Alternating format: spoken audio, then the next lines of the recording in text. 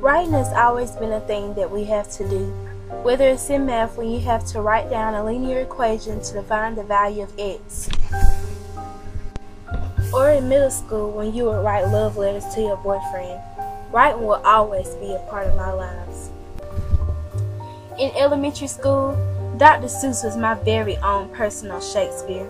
I loved to read books like The Cat in the Hat, and my favorite quote was, "Sam I am, I do not like green eggs and ham, Sam I am." Oh, those were the simpler times in life. About 10 years ago, on a bright Sunday morning, I was in church and the glorious choir was singing. I was always kind of shy, so I never really would sing with the choir. But that day in church, I discovered something that I never knew about myself. But that something has stayed with me ever since.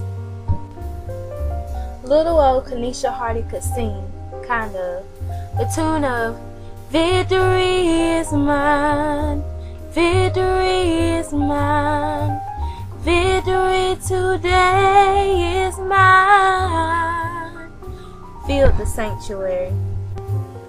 After that day, I was literally amazed. I dreamed of becoming a composer and writing my very own music. I began to look at different song artists like Brandy, Monica, and Mary J. Blige. In my opinion, those were the queens of R&B. It just didn't feel right when I wasn't around music. My love for music continued on. I knew if there was some way I could combine my music and my writing together, I would have a powerful thing. Then one day, as I was in middle school, a light bulb went off in my head. What they were teaching me about poetry was the same thing as the music I was listening to. After that day, no one could keep me from writing in my little book of songs. Continuing on as a potential singer, I was determined to write the best songs that I could possibly write. My expedition for writing went all the way to the 12th grade, and then there was research.